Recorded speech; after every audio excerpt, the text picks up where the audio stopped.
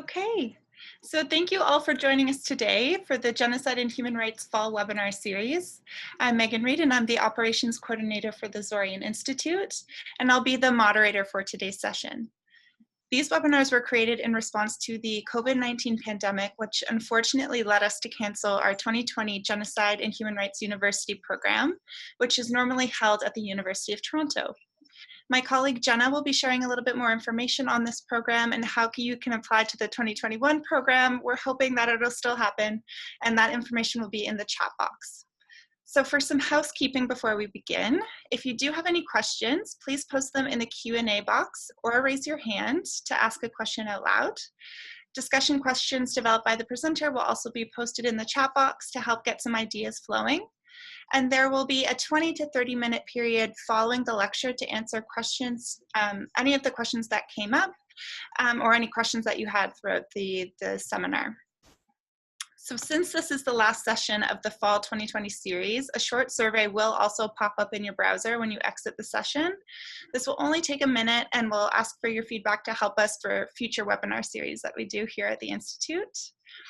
So without further ado, I would like to introduce our speaker for today's lecture, Caroline Schneider, who is discussing the Yazidi Genocide, Children's Experience of a 21st Century Genocide. Caroline is a PhD candidate with the Research Centre for History of Violence at the University of Newcastle, Australia. Her thesis is about the genocidal practice of forcible child transfer. She has given several public talks at international conferences and is part of organizations such as the International Association of Genocide Scholars and Academics for Refugees. She contributed the chapter The Yazidis, Resilience in Times of Violence, in the Zoryan Institute's latest book, Collective and State Violence in Turkey, The Construction of a National Identity from Empire to Nation State. I have a copy here with me on display. Really excited that it's finally here. And my colleague will share more information about that in the chat box as well on how you can order your copy and to learn more about the book in general. And Caroline was also part of a team that developed the exhibition Long Shadows, The Great War, Australia and the Middle East. And this was displayed at the Newcastle University Gallery in 2018, as well as online. So Caroline, it's such a pleasure to have you with us today. Thank you so much for joining us in the morning in Australia. Yeah, thanks so much for having me, and thank you for this very kind introduction. And it's great to be here. Thank you to everyone who's joining online today. Yeah, I cannot wait to hear all your questions and input and critical words afterwards. I'm very passionate about the topic I will talk about, and I'm very grateful to get to share it with you all. Yeah, would you like to say me a couple of words about the chapter in the book first, maybe real quickly? So this chapter I wrote is on the Yazidis. I'm very excited to get the book and see it all come together, read the other chapters.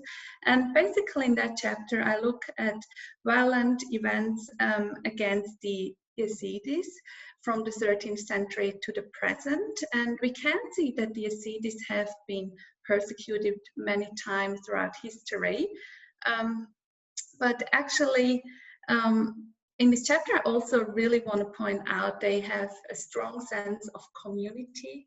They're very resilient and resistant, and that they actually have a place to be called home in the Middle Eastern region. And they're a very important group of people in that region. And yeah, I really want us to support them in being able to stay there. Thank you so much. Thank you. So let's move on to the presentation. Just get this done. Let's see.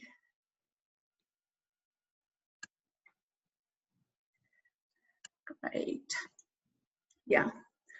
So today's talk is about the Yazidi genocide and especially the children's experiences of a 21st century genocide. And before I start, a quick outline of the content. So what will I look at in this talk?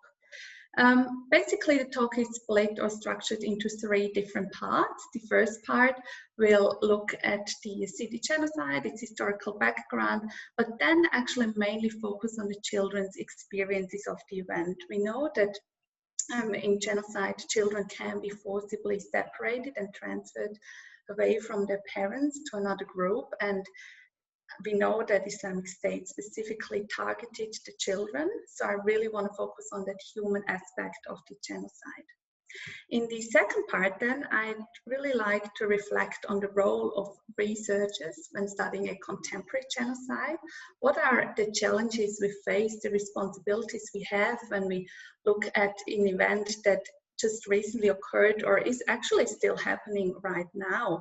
Is there something we have to pay extra attention to? And yeah, could it be difficult in times? So yeah, and then the third part is actually the part where we hopefully get together a nice conversation. I'm happy to answer questions, or also really looking forward to your input. Yeah, so, and then just one short disclaimer. Studying genocide can be quite confronting at times. And especially when we look at experiences, we come across quotes that are difficult to hear. Some things I will say in this talk might be difficult to hear. And, you know, the thing is, before every talk, or I always reflect on what I can say or should say. But I guess what it comes down to is that genocide is part of human history. It's a sad part, an angering part. And so many people are affected by it, have been affected, or are still experiencing it right now. So at the end of the day, I think some things can't and maybe should not even be sugar-coated. We have to say how it is. And yeah, so that's, just keep that in mind when we move forward. So a little bit more than 6 years ago, the world media outlets published articles such as these. You might be actually familiar with some. The Guardian said, "Who are the Yazidis and why is ISIS hunting them?" The CNN said, "Iraq's Yazidis trapped, hiding from ISIS in the mountains." ABC News here in Australia had the headline, "Iraq Crisis, thousands of besieged Yazidi members escape mountain, reports women and children buried alive by IS militants." The National Geographic said, "Why are the Yazidis, the ancient persecuted religious minority, struggling to survive in Iraq?" And finally, BBC said, "Who, what, why, who are the Yazidis?" So the Yazidi genocide specifically began on 3rd August. These headlines are all from just a couple of days after. So BBC 7th of August, we have here one from 11th of August. And so for the world, this news about the Yazidis must have come as a huge surprise. It felt like it came out of nowhere. At the time, people were aware of a terrorist militia that was the so-called Islamic State that expanded its territory in the region. But as these headlines, which are in fact probably not quite unproblematic in their wording itself, as these headlines highlight, many people around the globe were not aware of this group of people living in the region, or didn't know that it was their main homeland there.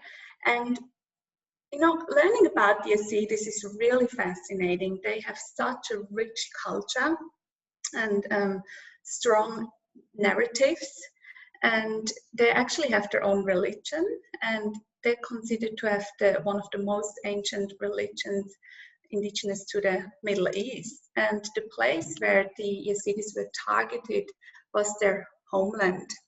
And we can see here on the map on the right on the top, we see here the red circle. That's where the Sinjar region is. That's the place where most of the Yazidi lived at the time of the attack, around 500,000 more or less.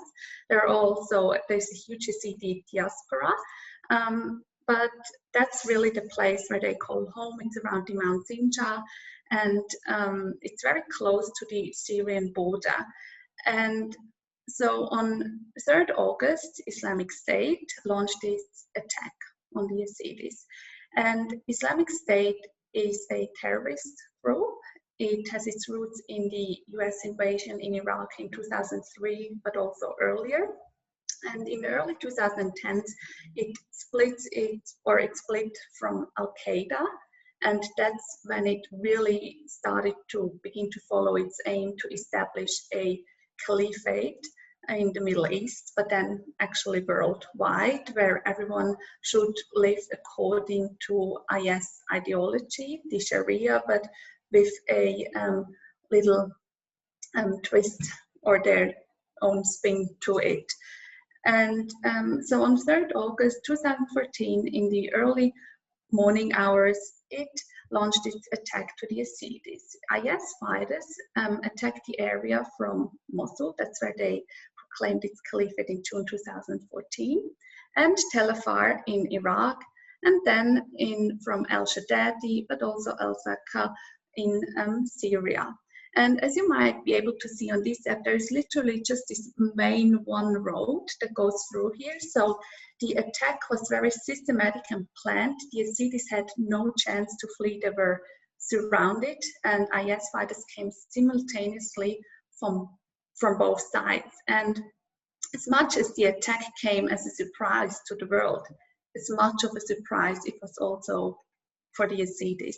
On 2nd August, their life was still normal. Obviously, they heard the news about Islamic State, but they had no idea what was to follow on 3rd August. So in the immediate aftermath of the attack, tens of thousands of people, Yazidis, fled to Mansinjar. That's a plateau. Here we can see it's probably stretched around 100 kilometers. On the bottom left here, the Yazidis that tried to flee, and we can see this mountain. It's very steep. In August, at the time when they fled, it gets extremely hot, approximately up to 50 degrees, and there is no place to hide in shadow or seek cover.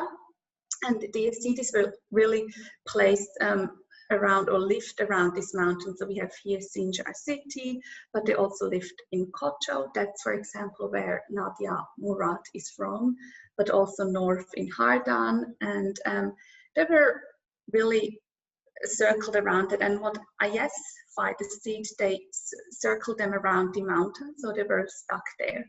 And so when we heard about the headlines, that was when many people or Yazidis were stuck on the mountain with no food, water, belonging. You have to remember they really fled in a rush. Many didn't even have time to flee and got captive. Others were able to flee. And many people also died, and also children died. Many children died on the way to the mountain, and some were also killed by IS fighters. But what happened to the people that were not able to flee, that got captive? What happened to these children? And before I will move to that part, I just want to make a quick this digression. So we have to remember forcible child transfer. So the separation from the children, from the parents, from their community is actually part of genocide, or can be part of genocide. It's the Article 2E in the Genocide Convention, which was established in 1948, where it says forcibly transferring children of the group to another group can be considered genocide. And Islamic State specifically targeted children. Scholar Ruth Amir points out that the children actually have a value to themselves. So they are not just part of the attacked group, but they're also children in that part, and that gives them, in that group, and that gives them an extra value to it, which he argues is their malleability, defenselessness, but also futurity. And I think we will see all of these aspects or in the children's experience or IS's treatment of the children. And I think this part of the genocide was for many decades looked seen to be like a legal anachronism, because often when you think about genocide, you think about mass killings, and but we can also destroy a community or a group by taking away the children, the future. By taking away the children, the community loses its ability to perpetuate itself within the children. So that's why it is genocide. And in general, we know that the United Nations just brought out a report last year, but also since 2014, we can see an extreme rise in violations against children worldwide, and also of abductions, which forcible child transfers as well. And the consequences of these actions are extreme and long-term, and are of extreme concern as well. So I think in this talk, it's another reason why I really want to focus on the children, because it's still quite under-researched, and there is so much more yet to learn from them. And I think it's important to put bring attention to that part. And yeah, so this is now where it can get a bit confronting, just yeah, that in mind. So how did Yazidi children experience this separation? I think this is best described by this quote from Amina. She's a 14-year-old Yazidi girl. She was eventually able to flee, but she was captive. She describes the moment like this. Until 3rd August 2014, the day of the attack, our life was good. I attended 10th grade, had a fairly good grade and lots of friends. We lived in a big house with a big garden, which father cared for with devotion. My mother gave us children the feeling that we were the greatest gift on earth. And I think that's really this strong family bond and this sense of belonging, being together. This is something that I come across very regularly when I read about the Yazidis. So I think this tight bond is really important to them, and for that to be destroyed is horrendous. She then continues, on 3rd August, we intended to head to school after breakfast. We heard loud shouting on the streets. Here we can see it really came as a surprise. They still, intended to start the day as any other. She said then, the next day they took us with other citizens in a bus towards Mosul. In the suburb Badouche, in front of one of the largest prisons of the country, we had to get off. Until dawn, we spent our last hours together in a cell. After that, I have never seen again my father, my brothers, and my mother. Still today, I can see in front of my eyes how my parents and brother leave the building. Mother kept looking back to us over and over again. And again, I can hear how my 12-year-old sister Lila and me call after them. On the 18th day, 2 IS fighters asked for my sister. And so I sat there alone against the wall, without my sister, without my family, all alone. I cried and cried.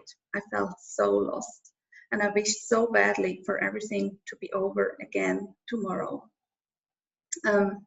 Amina's wish for everything to be over the next day never became reality. She was captive and she had to endure the most heinous acts of violence. And like Amina, so many other Yazidi children had to experience that. We know that from all the captives, we're talking here about 7,000 at the time, 1/3 of all the captives were children under the age of 14, with many more old children. So we really see here that IS really used the children. So it's really important to include them into the analysis.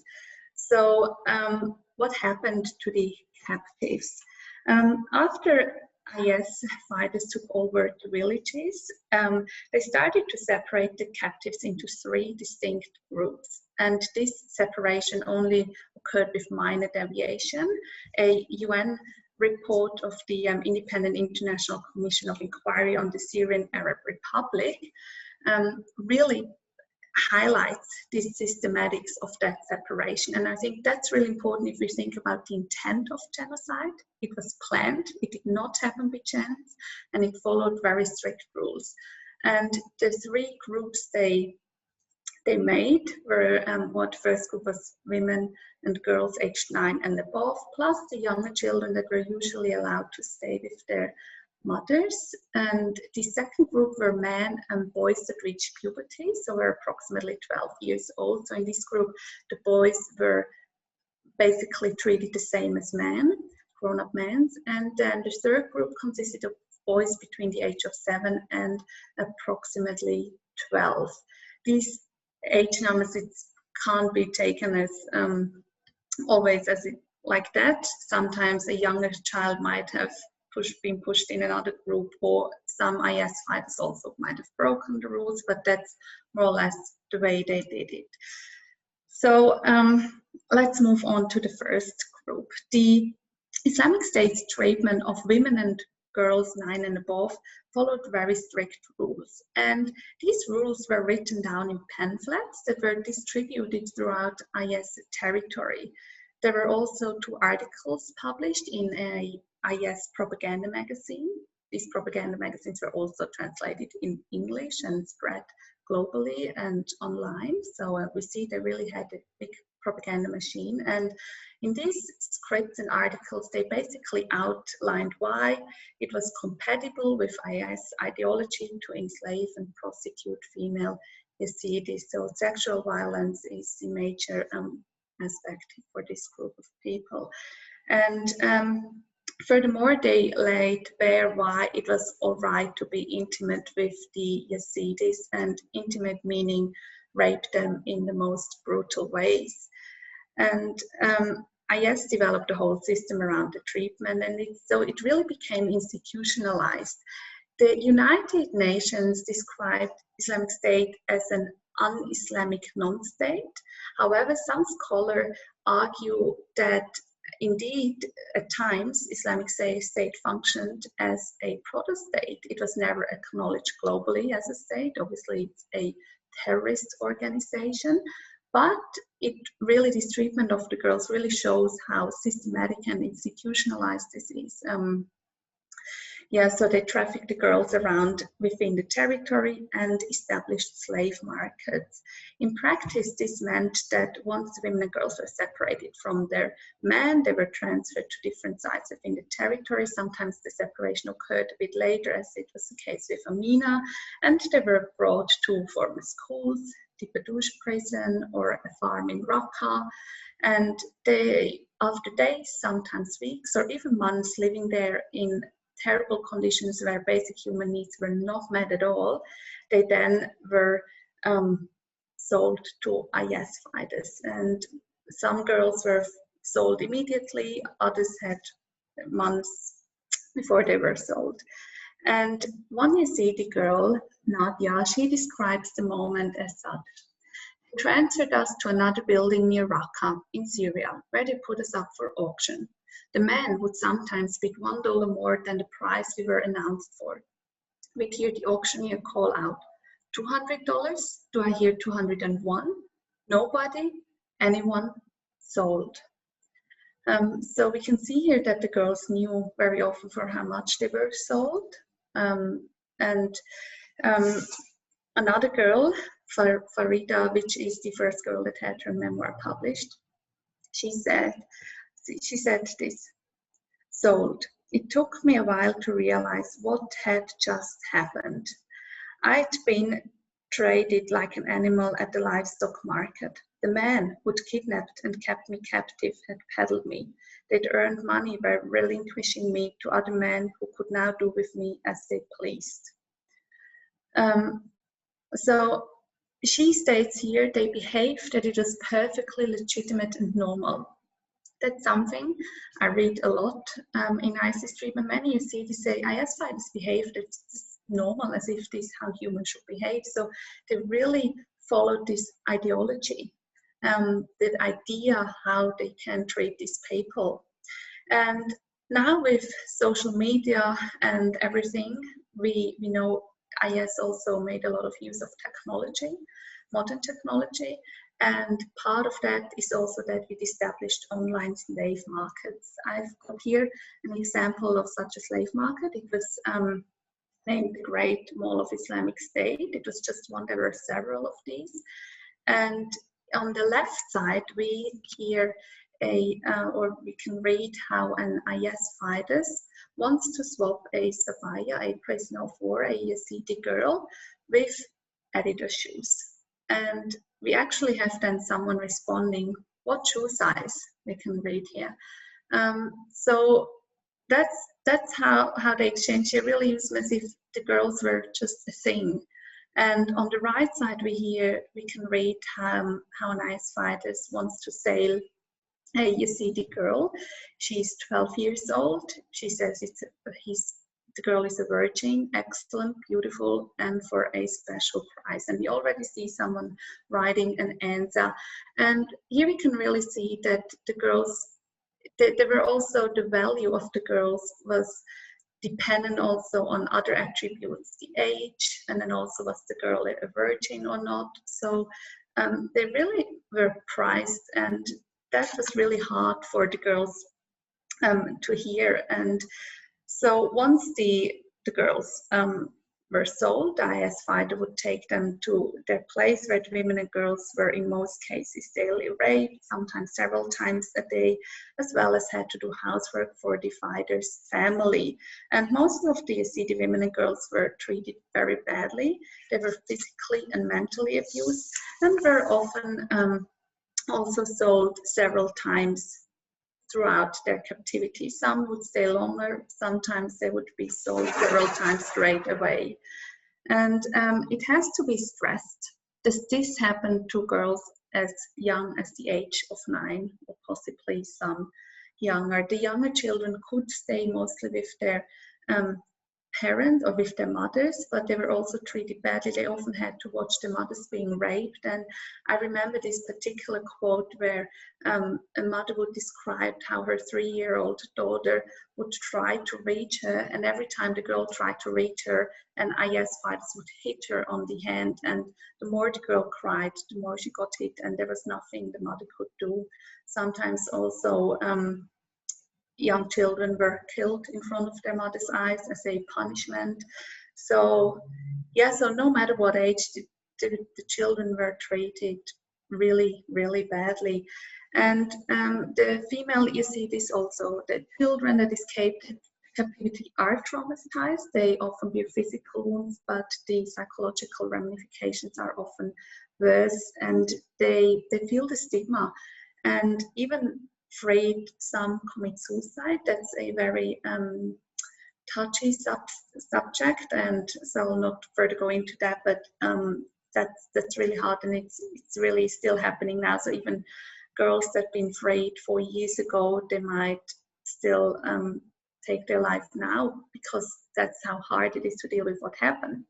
But the quote I'm showing here, or what I want to also really highlight, is this immense strength these people and children show, the girls show.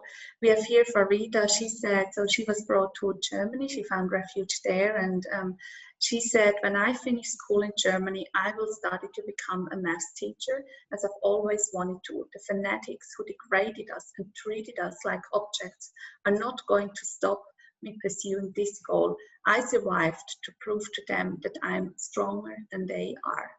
And I think that's, I want to end this part, this group of people with that note, because that's something I really come across. And you see this, they really fight for justice, and they are really resilient. And yes, they're traumatized, but we see that they also have this will to survive. And yeah, so let's move to the second group, the men and boys that reach puberty. So we're approximately 12 years and older. So being in this group, there was the biggest chance that they were killed instantly after being separated from the women and children. The captured men and boys were forced to convert to Islam. If they refused to do so, they were killed, which happened often systematically in form of different batches. But surprisingly, and these stories are also very heartening to read, some young men and boys actually survived a mass shooting. And one man, Ibrahim, he would describe this as such. stand or the proceeding when these executions started. And Eisfeld would say, stand in a row, let's go to the execution. And here again, we can see, he says, they said it as if it was the most normal thing. So that's really how IS fighters behaved, very normal. But indeed, they were just about to execute people, to kill people. And he then continues to say, then it started. Aimlessly, they fired their weapons. And in the end, they would say, who is still alive? And Ibrahim notices there on the ground were lying friends, neighbors, colleagues, children. Ibrahim was able to flee, and together with him also a young boy, Ferouz, and they were hurt, but they made it to safety. But many men were not as lucky. On this map, we can see here the mass graves that have been identified till 2018. The yellow dots show the mass graves until 2016, and then by 2018, so many more were discovered. And yeah, so we have here some villages that, for example, Kocho, where we know hundreds of men, almost the whole community was, yeah, almost all men were shot, and it's very bad. And there are projects that try to exhume the bodies so the Yazidis at least know who died where, and so they can bury their relatives, which is very important. And so the Yazidi men and boys who converted to Islam were put to forced labor. They were also forced to pray, to grow their beards and hair, and to follow other religious rules. It has to be highlighted that even converted Yazidis were by no means equal to IS fighters or somehow protected. Male Yazidis, even boys at the age of 12, were beaten and verbally abused. And I know that many boys in this group struggle with the fact that they were not able to save their mothers and their sisters and their brothers, and they really have to deal with this. And many that were able to flee, they have now joined military forces since. And the boys in this group were confronted with death, with forced labor, verbal and physical abuse, mistrust, and just the feeling of being able to protect loved ones.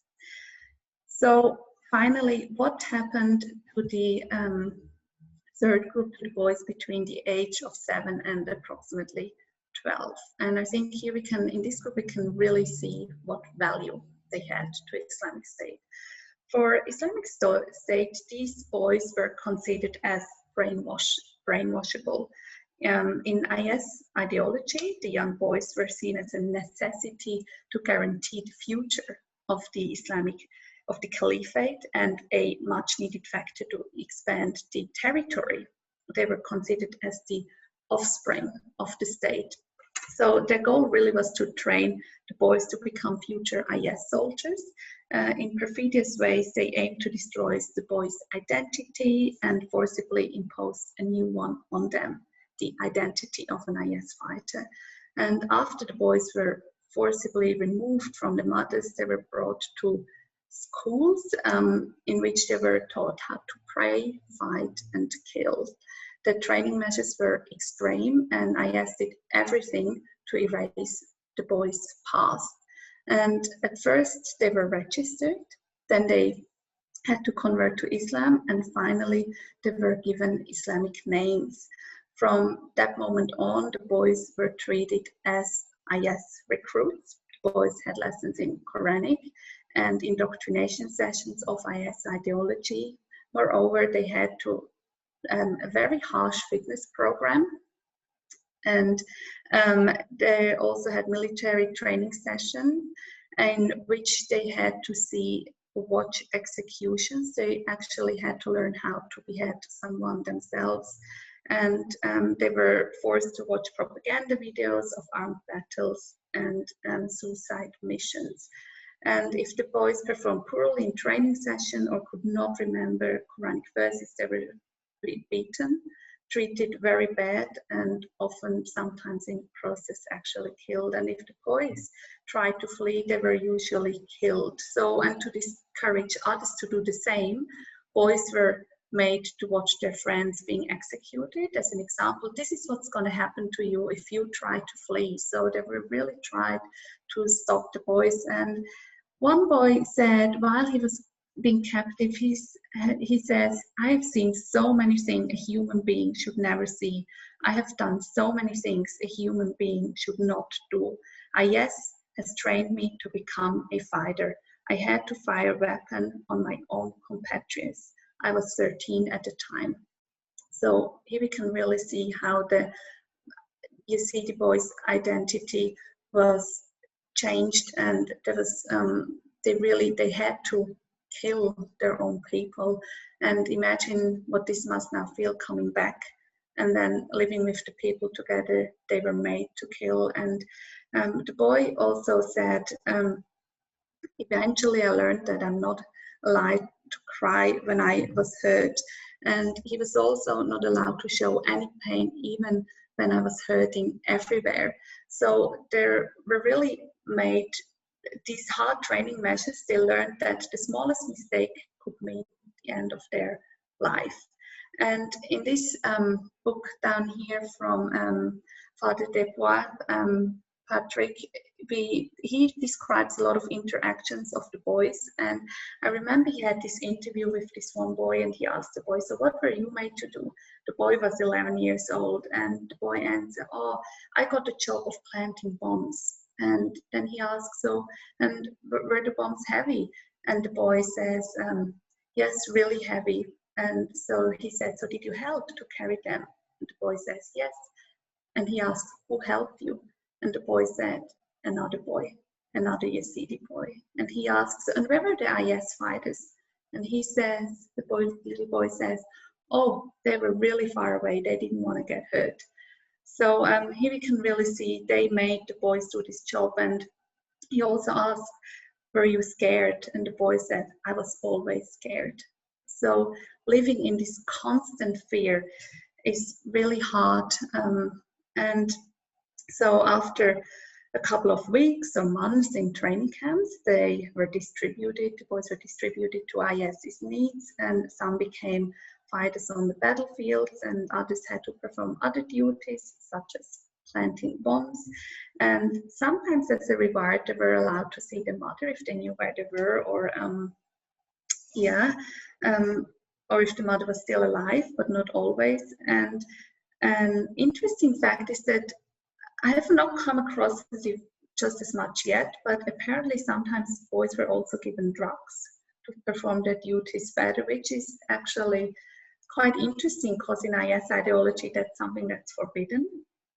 But as many other things in this ideology, it's very paradoxical, and often they don't really follow internally all the rules.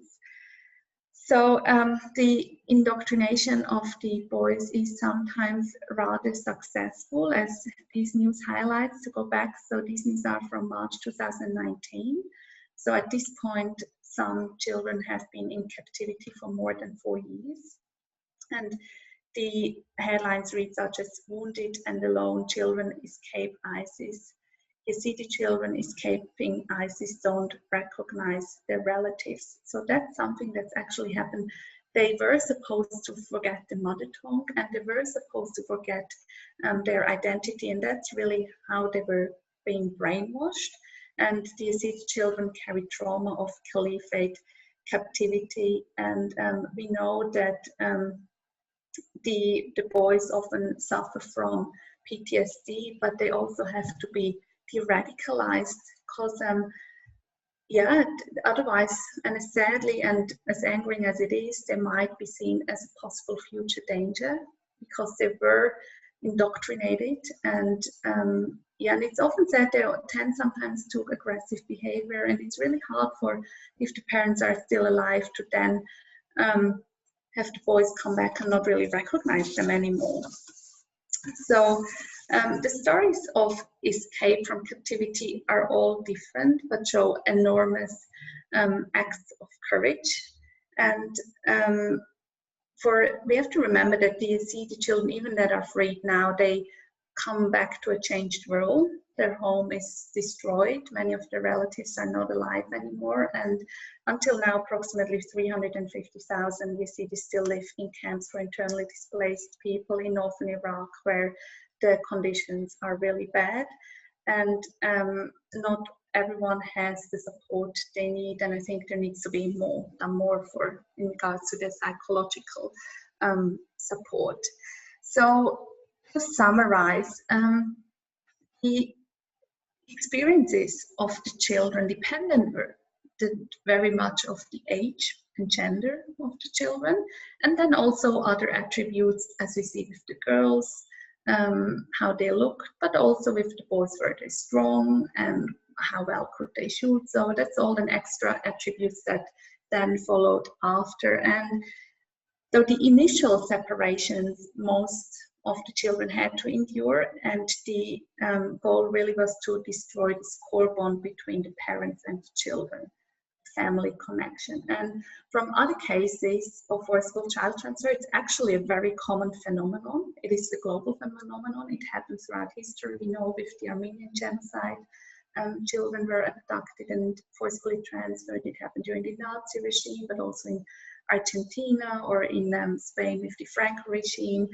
And so it happened at a lot of places, and the consequences of these actions can be fear, loss of identity, language and culture, lost sense of belonging and trust, trauma, possibly also loss of life, and so on. So the consequences are immense, and we have to remember this is happening to these people as children, and they have to walk through life with what happened to them as children.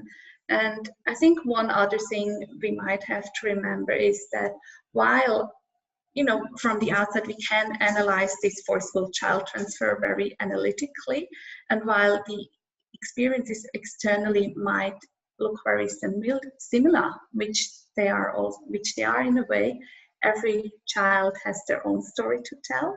Internally, they might have different feelings to what happened to them, so we cannot generalize these experiences. And I think psychologist Paris Salas says that providing meaning to experience is by all means giving meaning to oneself, and that is identity. And I think these stories have to be told and acknowledged, and we have to give meaning to these people and deal with it. And so the Yazidi genocide, to conclude, is or has been almost 9 months after the attack has been declared as genocide by the United Nations. But IS not only committed the crime of genocide as well, also other multiple crimes against humanities, war crimes, and it's actually still an ongoing genocide. The United Nations said that IS has sought to destroy the Yazidis through killings, sexual slavery, enslavement, torture, and inhuman and degrading treatment, and forceful transfer causing serious bodily and mental harm, prevent Yazidi children from being born, and the transfer of children, thereby erasing their identity as Yazidis. So this this happened to the Yazidis, and you know, as it happens with so many other events and tragedies, as quickly as the world is informed about this news, as quickly the news vanish. And this attack came as a surprise. Every now and then we still see articles, as we've just seen before with the boys, but it's not very present in the media. And I think it's also important to remember with the Armenian genocide, historian Wolfgang Benz said that it happened under the eyes of the world. And this is the case here as well. It's happening as we speak. So it really happens under the eyes of the world. And there has been progress has been made, but fact is also that Islamic State had IS fighters from at least 85 other countries worldwide. So they actually came from everywhere, which I believe also shows that the international community has a responsibility to carry and has to seek justice. Until now, almost no Yazidi has been prosecuted for genocide yet.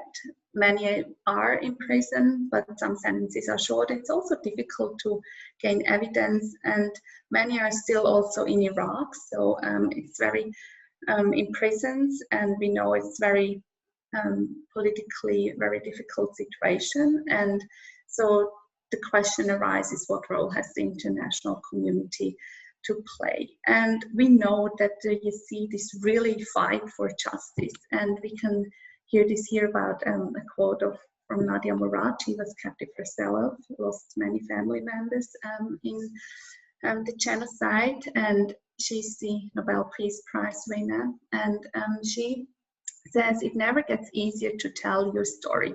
Each time you speak it, you relive it. Still, I have become used to giving speeches. My story, told honestly and matter-of-factly, is the best weapon I have against terrorism, and I plan on using it until those terrorists are put on trial. This really shows that they want to have justice, and they want to fight for their people, and I think they should be supported in that effort. And that actually brings me to the second part of the presentation. And in this part, I really want to reflect on the role and responsibility of researchers. Some things I will look at might also apply on genocide studies in general, not just contemporary genocide or events that are going on right now. And it might also apply to other research subjects. But I think every now and then it can't hurt to reflect on our method, or what we do and should do or not should do as scholars, particularly if we know this is an event where some people might actually, while we talk about it, they might have experienced it. So we then have, I want to look at some critical aspects. So first thing I want to look at is the language and terminologies. So firstly, I want to say that the term Yazidi, the way I spelled it in this presentation, is quite conflictual. The English is not a native language of the Yazidis, so it really is debated how to spell the name best in English. Some suggest Yazidi, other Yazidi, and the problem is that the term Yazidi can go back to a figure from the 7th century, which is not very much appreciated by Sunni and Shiite, so that's why it is problematic. And I also want to think about the terms, so I might have to change the wording depending how the discussion or what the Yazidis say themselves. At this stage, I use the term, or I spell it this way because it's been officially used by the United Nations like this, and also by Nadia Murad. So that's the reason, but this possibly might change in the future. Then the terms victim and survivors. So the thing is, we have different connotations to these terms, and some Yazidis might see themselves as victims, but others feel very strong as survivors. And in a way, they are victims because they've been just attacked out of nowhere, but they're also survivors because many want to live and rebuild their life. So I think that's a very balancing act how we use these terms. And another term, or another example I want to mention here, is the term ethnic minority. I always struggle a bit with this term, just because it is descriptive, yes, but we always have to question a minority in what regard. We use this term consistently and throughout, but obviously, yes, the Yazidis are a minority. If we look at the number of their people is smaller than other groups that live in Iraq or in the region. But for me, they are the Yazidis, and they have their ancestral land lies in northern Iraq, and it's their home, and they have a place there just because they're Yazidis, and that's good enough. They have a value to themselves, and they're full-fledged people. And so I feel like this narrative might have to change with calling people minority, depending on how you use the term. And then also in regard to the style of writing, the thing is, as scholars, we analyze the events and we try to have this objective lens to it, we describe it, but I think it's also important to get the emotional truth right. I always wondering, can I actually talk about experiences, because it's not my story to tell in a way, but I guess it needs both. Yes, we need to hear the voices of the Yazidis, but it's also important to share them. But that's something I often worry, if we can actually, how do we get the emotional truth? What if someone listens to the presentation that experienced something similar? Do I get it right? So that's always where I'm very happy to adapt my narrative. But it still has to be academic, of course. Another point, which is very particular with the Islamic State. So Islamic State is still an active terrorist organization. So how do we talk about it without unintentionally doing propaganda? Or how much time should we give Islamic State in the presentation? How much should we talk about it and spread the word about them? For example, in a presentation, do we use Islamic State flag, this black flag they use, or not? I remember when we had this exhibition at the University of Newcastle, we had a talk about whether we should show the flag in the exhibition or not, because in a way it is a sign or an identifying thing of Islamic State. But we ended up not doing it because it might be too fresh, the timely distance might not be there quite yet. And also another thing is with referencing. So in academia, obviously it's crucial to reference our sources. When I mention a propaganda magazine of Islamic State, how do I reference that?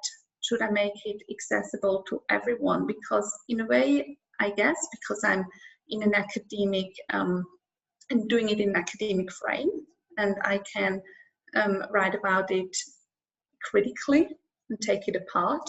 But how do I reference it? There might also be people who then use it for the wrong reasons. And that's also another thing with social media. For example, in this talk, I really was wondering if I should show, for example, these screenshots of these slave markets.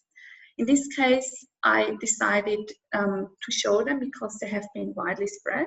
I've actually found them initially from a Twitter account from Nadia Murad, so it's been widely spread and shared. But now I also have the original document in Arabic, so I know that it's accurate and that I can trust the source. But yeah, I'm still not sure if it was the best idea to show it here, but yeah, open to your views on that. And the next aspect, so accessibility of sources. It's always a problem, or can be a problem. But what if the conflict, like with the Yazidis, it's not even 7 years ago, so it's an event that is still ongoing. It's a conflict zone. So there is, on the one hand, we have the aspect that there are always new sources. There's a constraint of new information, so we constantly have to be able to include this new information. But also it's a conflict zone, and it might be difficult to actually get sources. And then there is also the language aspect. We might not be able to speak their language. What translations can we trust? Who made those? And then also what kind of sources are there even? In this case, there is not one big historical work yet about the Yazidi genocide of 2014. So what kind of sources can we use? The media, social media nowadays, but also interviews, also organizations like Yasta, who is doing a lot of projects and advocates for the right of the Yazidis. And so the sources might be quite different than, or the kinds of sources we have available might be different than in other events.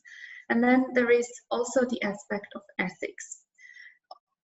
Oral history or getting direct information from the people attacked is very valuable and insightful. However, interviews can also cause further trauma and re-traumatization. And especially if you think about the children, as I do in this, in my work, is it right to interview a young child? and who should do that. And it's still very fresh in their minds, and many Yazidis are still missing, which is very hard for the Yazidis to deal with, not knowing. Also, many live not back in Sinjar yet. So, and then there is also, obviously, the unis have very strict rules around ethics, and which I guess is good. But that's definitely something we have to consider. I personally have not conducted interviews with children, but I have been able to have an interview with Professor Jan Kisselhan, for example, who works very closely with children. He is a psychologist, so he's, I would say, well equipped to do these interviews. And yeah, so that's another tricky aspect. And then media. So there is a lot of, you know, information out there, and the headlines can be sometimes quite problematic. There is a lot of research going on at the moment how the stories, especially from female Yazidis, are portrayed. And as we see, the first headlines of the Yazidis were this persecuted group, religious minorities. It's very quickly we spread or put an identity of these people, and I think we have to look at that very critically, also not to spread any stigma and make it hard for the people. Always remember that there are actual people that behind it that experience this, and we also have to think about the credibility of a source. Like we know, for example, in the current conflict with Armenia and Azerbaijani, that it's very difficult to trust every source. We know, for example, the Armenians tend to be more open with letting foreigners into their country, so the voice seems to be a bit more divergent, whereas with the Azerbaijani, it's very state-controlled. So we really have to be aware that we cannot trust every source straight away, or have to do our research, who is actually behind the media outlet, or when has it published, why, and who is it addressed to.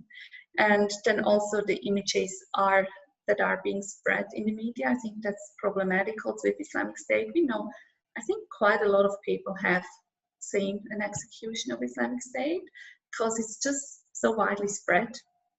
And so we really, I think that's actually a chance we have in academia to discuss these things critically and take them apart. And another thing that I think can be very valuable is the engagement with other scholars, to enter this dialogue, acknowledge what's there. Obviously, because the Yazidi genocide happened quite recently, it can be difficult to find people that are doing research on that, but constructive joint work is, I think, very valuable, and it can also be possibly interdisciplinary. And yeah, as long as it's respectfully, I think that's something. We don't have to agree on everything, but I think it can be good to discuss issues. And yeah, and then the last point I put down the title Uncomfortable Truths. I think that's something. There are things we don't want to discuss, don't want to write about, and I think we actually have a good chance, or academia is a good place to do it, we have to do it. For example, Islamic State uses Islam to justify its actions. And while we do not want to, we know so many Muslims live peacefully around the world, so we don't really want to put the religious aspect into the discourse, but as Professor Kisselhan says, we ultimately have to, because Islamic State uses Quranic verses and so on. So they bring it into, they justify their actions with religion. So we have to talk about it. But that can be very tricky because we don't want to generalize, and we cannot generalize, and we shouldn't, because that then also can lead to hate crimes in return. So I think we have to be very critical about that. And another example I put here up is, for example, the PKK, the Kurdish Workers' Party. So they were actually the group that helped massively to bring Yazidis that were stuck on Mount Sinjar to safety. They helped a lot to open up a corridor on the ground with together with other international forces. But often when we read about how the Yazidis were safe, we don't really read about the PKK, because the PKK It raised in the 1980s in Turkey, and it is considered as a terrorist organization by some states, not so by the United Nations, also not so in Switzerland, for example, but many consider it as a terrorist organization. And how do we then justify that a terrorist organization saved people that were targeted by terrorist organizations? I think but we have to acknowledge that this is actually the group that helped to save the Yazidis, and we might have to change our narrative around this group. But there's just so much politics involved, and that's also, for example, with the Peshmerga, that's more an issue for the Yazidis. So the Peshmerga, the Kurdish military part, they were actually the only group at the time of the attack that provided security for the Yazidi people, and before they attacked, they fled the scene without any warnings to the Yazidis. So many Yazidis feel betrayed by them, but in a way they're also now there and support the Yazidis and help the Yazidis. And so in the Sinjar region now there is also this political conflict between the Iraqi government and the Kurdish groups, and who has the authority over the region. So there is actually at the moment that some Yazidis have been able to return, even if most of the cities are destroyed. But there is actually a new possible conflict happening. And then lastly, the foreign IS fighters, as I mentioned. So the international community has to take responsibility for that. So many IS fighters contributed to the genocide. And yes, we have also attacks in Western countries, quite recently, for example, in Vienna. But we cannot just, I feel like the international community also has to look at IS fighters that are still in Iraq and not just in their own countries. So it's really a world issue and not just an issue for the Iraqi government or the Yazidis themselves. Yeah, and lastly, big question, can scholars be politically active? I raise this question because I think, when we read about or hear about the Yazidi genocide, it can be at times quite angering and frustrating, and it's like we see what's happening there, but we don't have the power to act on it, to do anything, or it feels like that. So the question is, what actually can we do and should we do? And I think the most important thing is we can provide with our research information, but we really have to make sure that this information is based on proper analysis. So we cannot lose our academic integrity, even obviously if we feel very strongly about one side.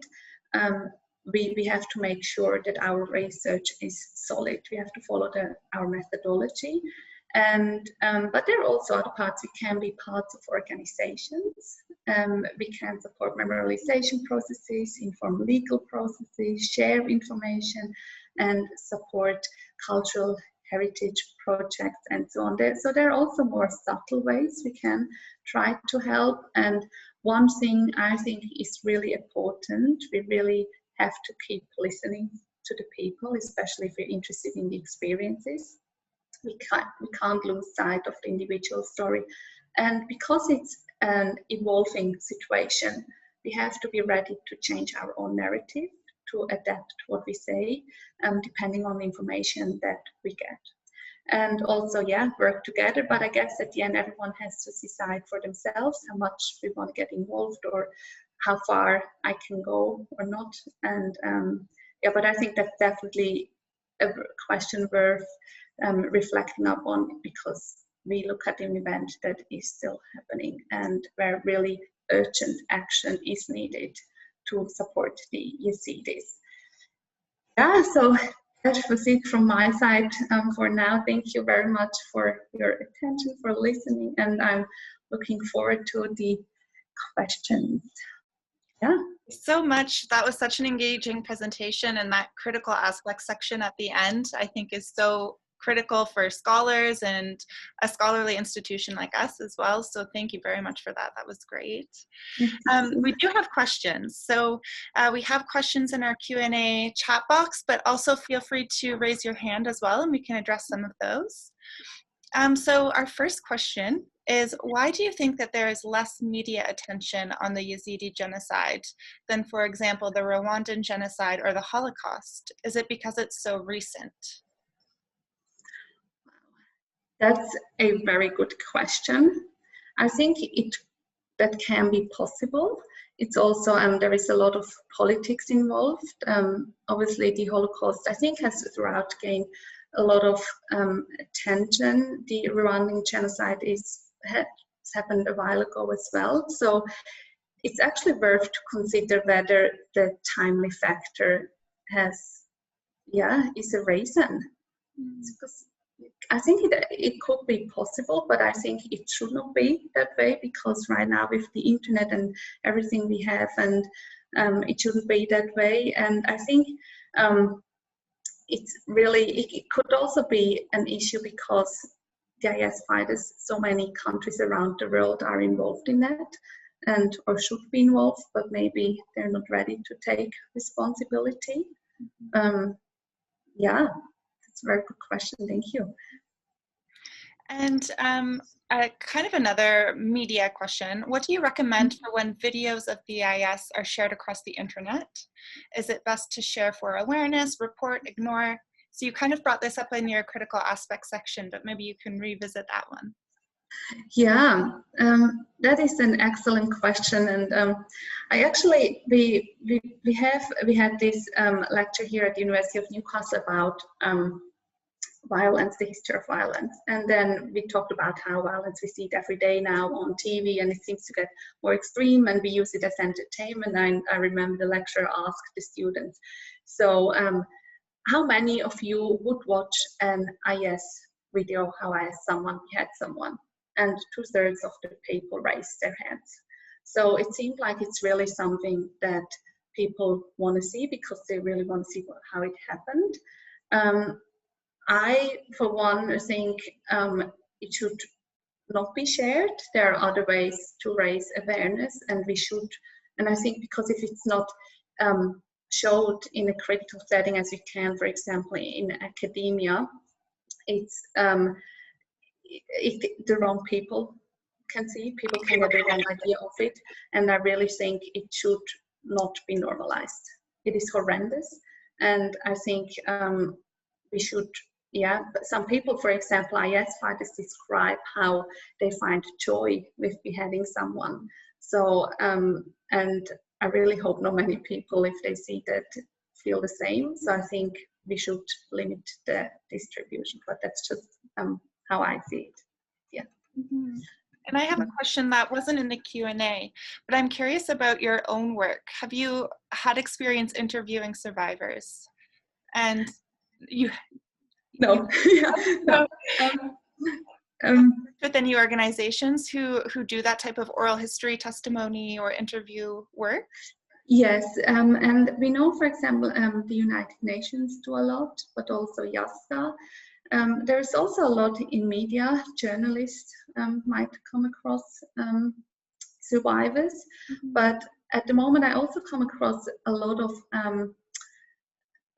articles where people discuss or survivors say they feel like they have not been asked in an appropriate way, and they were made to share their stories very early on, and asked by, even, for example, with Amnesty International, we know there is a critical word about it, where they said, I didn't really want to share my story, I didn't really know what I got into, I felt uncomfortable, and I still have to live in that community, in a camp, and so I think it's a very tricky subject, and it has to be done in a very billing setting, so the survivors have to be prepared well for it and have to know what they get into. They have to be able to stay anonymous if they want to, and I think the interviews have to be conducted by people that have a background in psychology, or know how to react, or also have a good feeling for the situation when an interview should be stopped. And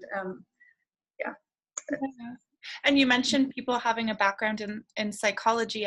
That was another question I had when listening to your presentation. I wonder how many people are there at the camps working with children on some of these experiences, the traumatic experiences that they've suffered.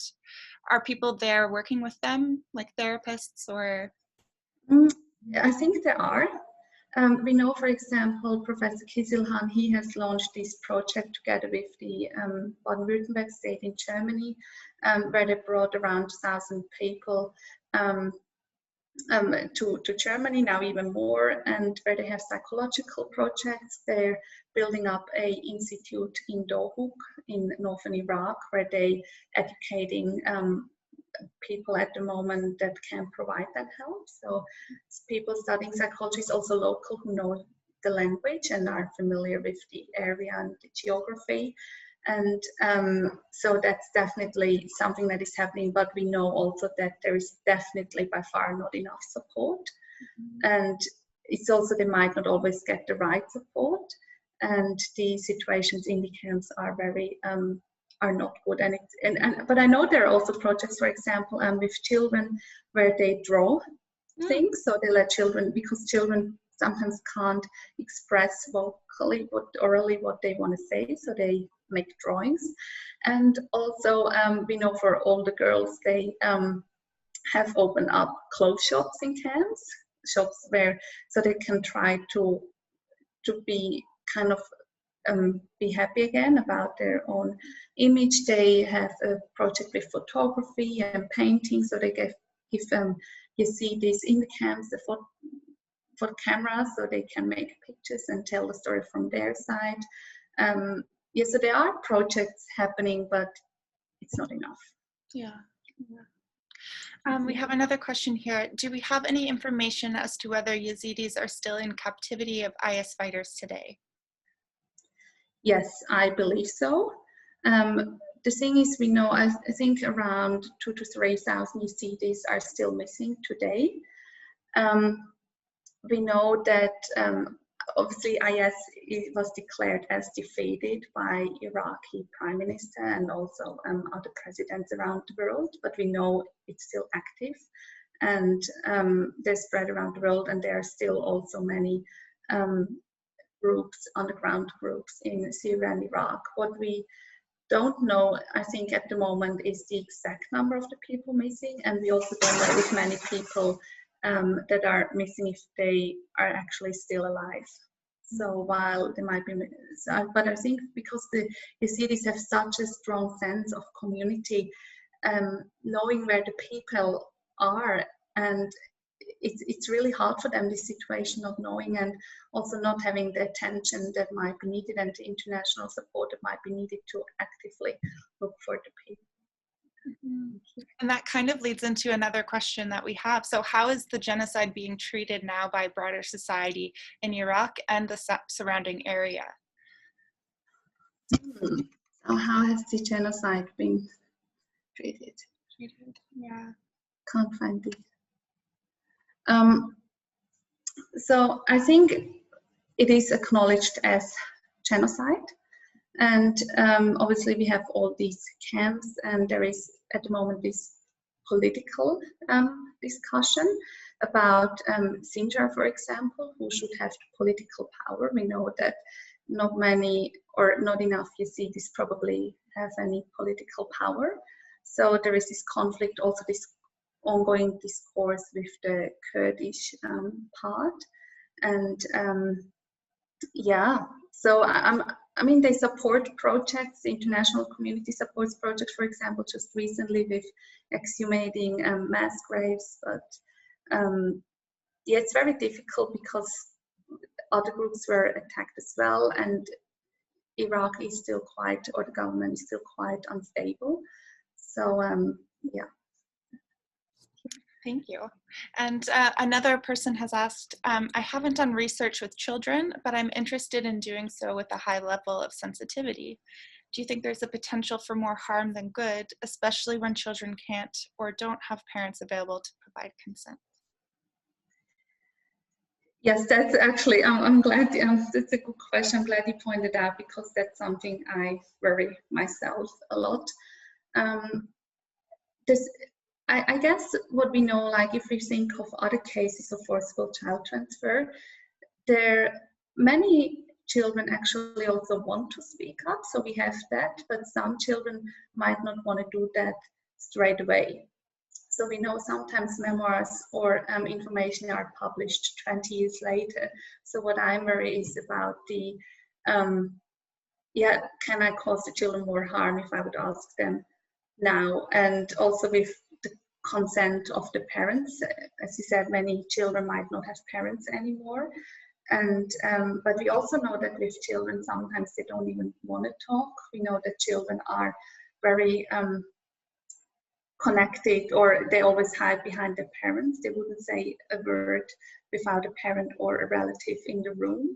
But also, having said that, I think it really is important to gain the children's perspective as well. It's very tricky to do, but forcible child transfer is indeed still very under-researched, and we know that so many people around the world are being treated or treated badly or are in conflict zones. So I'm really glad you want to do research on the children, because it's a cause very close to my heart, and I really think we have to engage more in that discourse. But I don't have an answer, clear answer to that, because I think we might have to decide possibly also case from case, like, yeah. And did Yazidis put their recent experiences into new songs, as they did traditionally? And they also thank you for a great and sensitive talk. Yes, music, yes. That's, I think, that's a good point. That's definitely one aspect that can help to deal with trauma. We know that narration is in Yazidi culture very important. For many decades, or until very recently, the Yazidis actually followed a strictly oral tradition. So the stories they tell go over generations, and they had also these things that would go from community to community to tell the story. So I think I'm not sure if they have a lot of new songs, but I know that music is definitely important. I'm glad you pointed that out. Thank you. And last question, how can children's experiences specifically be used in prevention or education? So prevention, I think, is tricky. Like, you know, we all work, I think, or most of us also work in genocide studies because we want to prevent future genocides. And the thing is, at the moment, there are so many regulations or rules or laws in place for the safety or protection of children, but ironically enough, there are actually more and more cases where children are being violated. So I think we have to definitely talk more about the children and educate the people about children, but the gap between what we can do to prevent genocide and what is actually happening on the ground is still very big, and the living reality of the children is big. And I just only hope that by talking more about the children, or putting a finger on their experience, might spread awareness. And that's what I hope, that the issue of the children comes more to the forefront. Well, Caroline, thank you again so much for such a wonderful presentation. Yeah, thank you so much for having me. Thank you. And there are a few things I want to remind some of our participants before we sign off. Again, the university program hosted at the University of Toronto, the Institute's program, is tentatively scheduled for 2021. Of course, we're going to be safe. We're going to abide by all the travel regulations, but as of right now, it is scheduled.